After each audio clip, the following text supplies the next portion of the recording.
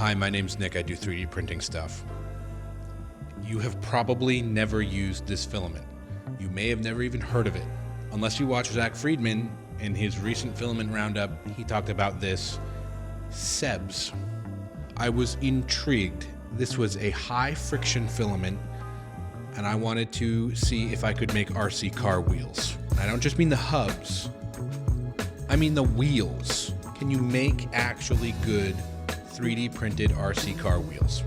So first off, I need an RC car. I'm not just gonna buy one because that would be too easy. So I got a kit from rcprinter.com. This is the Rollback 2.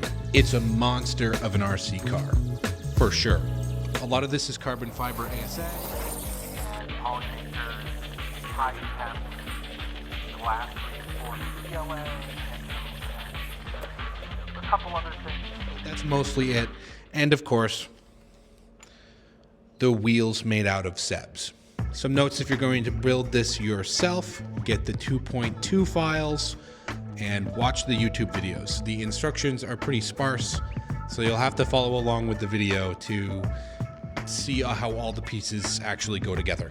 Do not skimp on the print settings. Extra walls for everything.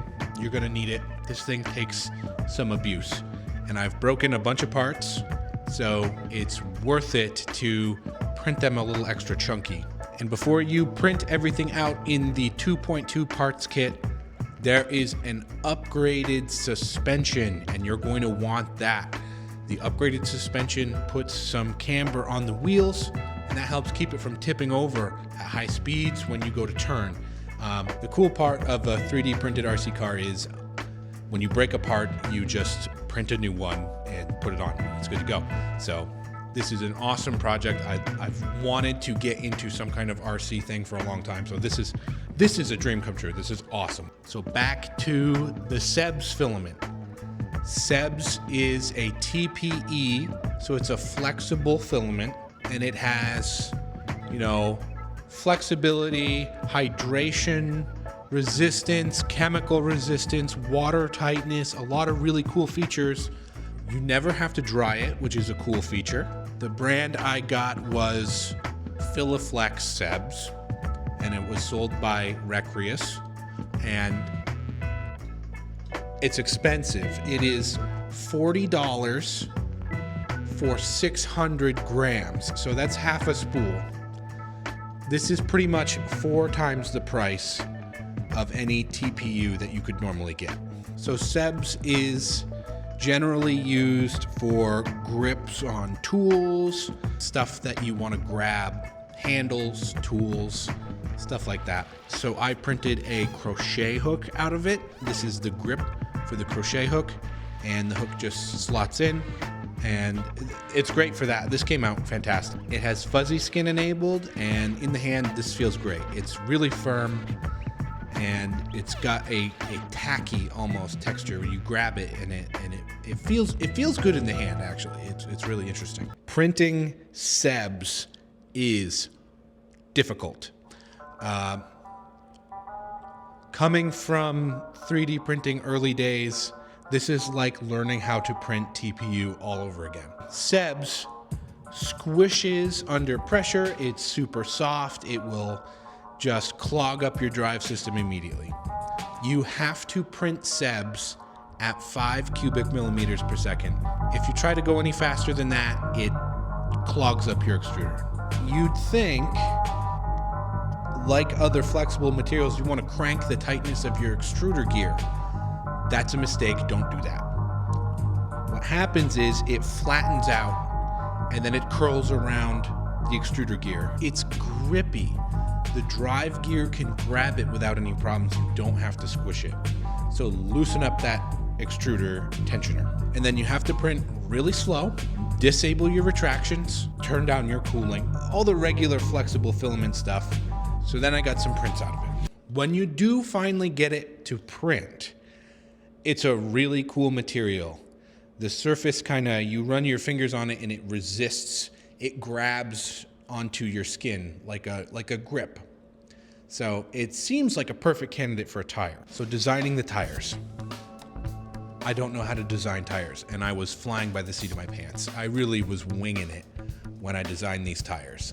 I made an incredible blunder, I think, with the tire design. And I wanted it to be kind of flexible. I wanted it to squish along the outside. So I made it hollow and I made it out of hexagons. That was a mistake. There's something I forgot, and that is hexagons strong. So I thought I was making it more flexible by adding hexagons to it, and it actually made it a lot stronger. It's true irony that I took a flexible filament and in an endeavor to keep it soft, I made it act more rigid. So, my mistake. The tread is just kind of this elongated diamond. I wanted it to stay printable, but still have enough like tread. I was going for like almost like a paddle wheel kind of design, but more of a tread, and I don't know, I think I fell really short of the tread design. I'd like to do this again, but the filament prints so slow, I wasn't about to iterate a bunch of different wheels, so this is what I got for testing. So first I tested these tires in the snow. They didn't work, and I think that's entirely the treads, is they just slipped on the snow, and they didn't dig at it, and they didn't grab, so on the snow, these are a no-go. Probably off-roading, not so much either. These are really, they're kind of like a street tire, kind of, except they're not like perfectly flat. I don't know how to design wheels, but on asphalt, they did pretty okay. Now, I was testing this, it had rained recently, so the asphalt was a little wet, and then I tested it with the asphalt dry, and you can see it has traction until it doesn't. And then it kind of starts sliding around. And it's really cool to drift. But drifting and having good traction are not really the same thing, are they? They're kind of opposites. So I didn't really achieve my goal there. So how do they compare to rubber tires? Well, here's the rubber tires in the snow. Here's the rubber tires on the asphalt. And you can see my tires just don't hold up. These off-the-shelf Amazon tires are better. They're better in pretty much every way. The outside rubber is just as, if not more, grippy than the SEBS. They're also much more compliant, so they deform to meet the road to give you more traction. Here's a side-by-side of, here's the SEBS wheels in a turn.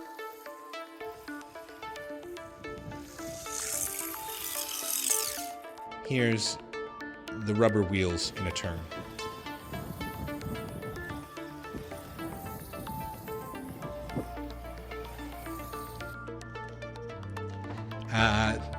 It is what it is. You know, this was a test anyway, so. And here's TPU wheels. I printed some fully TPU wheels, the hub and the wheel all in one.